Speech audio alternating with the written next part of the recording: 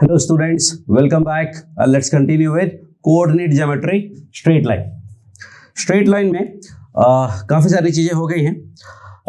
Now we are going for parallel lines. Lines अगर parallel हैं तो one thing we know that कि उनका slope equal होगा. और second what we need to find, what we are going to find here is इनके बीच का distance. जब हम पैरेलल लाइंस के बीच का डिस्टेंस फाइंड करने की बात करते हैं तो we talk about the smallest distance possible. Otherwise तो क्या है कि भाई ये दो लाइंस हैं, लेट मी थोड़ा दूर कर देते हैं इनको. सपोज ये दो लाइंस हैं, अब इनके बीच का डिस्टेंस ये वाला थोड़ी काउंट करेंगे. तो which distance we are going to find? जो डिस्टेंस मिनिमम है. मिनिमम कौन सा डिस्टेंस है? That is this. ये कौन सा डिस्टेंस है? मिनिमम है. मिनिमम कौन सा डिस्टेंस होता है? Which is along the common normal. Always we will use the same word, along the common normal, जिसका मतलब होता है दोनों के परपेंडिकुलर. इसके भी परपेंडिकुलर और इसके भी परपेंडिकुलर, दोनों के परपेंडिकुलर होगा and that will be actually distance between two parallel lines.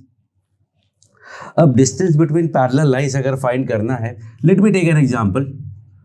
2x plus 3y equal to 4 and 2x plus 3y equal to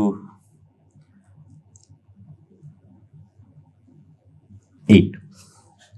So the whole idea is कि to find distance between any two lines, what we need to do is किसी एक line पे कोई भी एक fix point ले लो.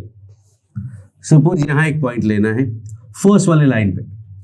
अगर मैं x को 0 लेता हूं तो y का वैल्यू क्या आएगा? y का वैल्यू आएगा 4/3. तो लाइन का कोई भी पॉइंट आप ले सकते हैं. आपका मन हो आप y को 0 ले लो, आपका मन है x को 1 ले लो, आपका मन है आप x को -2/3 ले लो. द आइडिया इज कि इसका कोई भी पॉइंट लेकर के उस पॉइंट का इस लाइन से जो डिस्टेंस निकालोगे वो रिक्वायर्ड डिस्टेंस ही होगा. सपोज ये पॉइंट लिया तो आप ये डिस्टेंस निकालोगे, ये पॉइंट लिया तो ये डिस्टेंस निकालोगे, क्योंकि पॉइंट का लाइन से डिस्टेंस निकालना हमें पहले से आता है. सो अगर ये पॉइंट मैं ले लेता हूं इस लाइन पे और उसका डिस्टेंस फाइंड करूंगा तो फॉर्मूला होता है ax1 plus by1 plus c upon under root a square plus b square. So this will give me ax1 by1 plus c upon under root a square plus b square का mod that comes out to be 4/√30. आपका मैंने कोई और point लेने का, let us take y को 0 ले लेते हैं.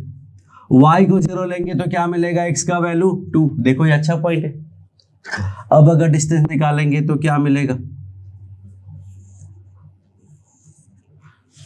2 into 2 4, 3 into 0 0, minus 8 upon under root 4 plus 9 का mod again comes out to be 4/√30. आपका मन हो आप सेकेंड वाली लाइन पे पॉइंट ले लो. This is first line, second line. यहाँ पे अगर मैं y को 0 करता हूं तो x का वैल्यू क्या आएगा? x का वैल्यू 4 आ जाएगा. अब 4,0 से ये लाइन का डिस्टेंस निकालोगे, so what do we get? 4 2 8 plus 0 -4 upon 4 plus 9 का mod again 4/√30. So idea is किसी भी लाइन पे कोई भी एक फिक्स पॉइंट लेकर के उसका दूसरे पॉइंट से डिस्टेंस वी कैन फाइंड. आप वेरिएबल पॉइंट पे ले सकते हो, डिस्टेंस आ जाएगा. बट द आइडिया इज कि इतना मेहनत करने की जरूरत नहीं होती है. What we do is we have a formula a1x, ये ऐसा बोलो, ax plus by plus c1 equal to 0 and ax plus by plus c2 equal to 0.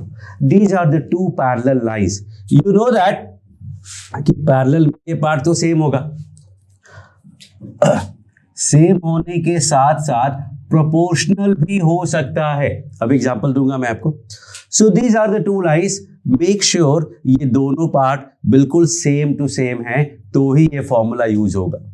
तो इस केस में इनके बीच डिस्टेंस का फॉर्मूला होता है mod of c1 minus c2 upon under root a square plus b square.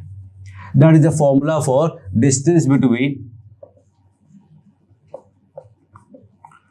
parallel lines.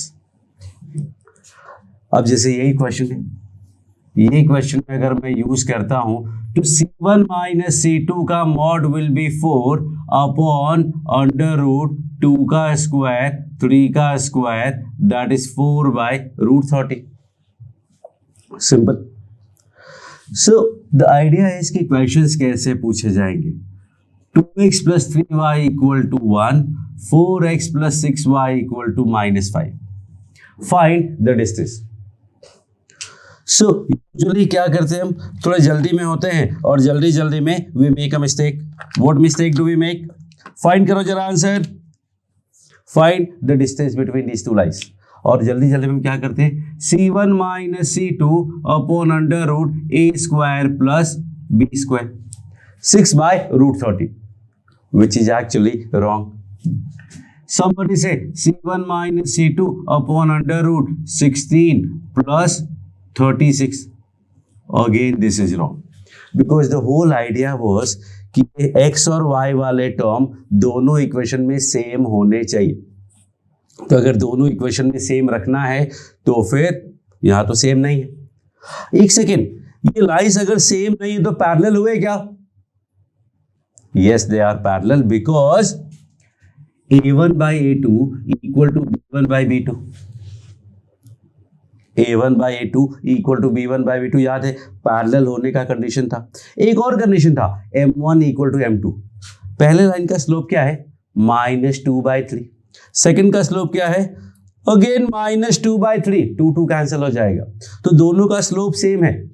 तो parallel होने के लिए सेम टू सेम होना कंपल्शन नहीं है, प्रोपोर्शनल भी चलेगा. जैसा ये है, प्रोपोर्शनल बोलने का मतलब पूरे में 2 मल्टीप्लाई कर दिया, पूरे में 3 मल्टीप्लाई कर दिया, पूरे में -4 मल्टीप्लाई कर दिया, पूरे में 2/5 मल्टीप्लाई कर दिया, पूरे में 3 डिवाइड कर दिया. व्हाटएवर, कोई भी कांस्टेंट मल्टीप्लाई या डिवाइड करोगे तो वो प्रोपोर्शनल आता है. इसलिए a1 by a2 equal to b1 by b2 answer होता है पैरेलल के लिए. a1 equal to a2, b1 equal to b2 नहीं, a1 upon a2 equal to b1 upon b2. तो पैरेलल तो है, लेकिन डिस्टेंस का फॉर्मूला अगर लगाना है ये वाला तो फिर गड़बड़ है, क्योंकि उसके लिए दोनों सेम होने चाहिए. सेम होने के लिए हमारे पास दो ऑप्शन, या तो फर्स्ट वाले को 2 से मल्टीप्लाई कर दो, सेम हो जाएगा, या सेकंड को 2 से डिवाइड कर दो, सेम हो जाएगा. Now your choice, what you want to do, decide करो, फिर मैं बताता हूं. सो द आइडिया इज कि अगर डिवाइड करोगे ना तो -5/2 आएगा. Fraction we should always avoid.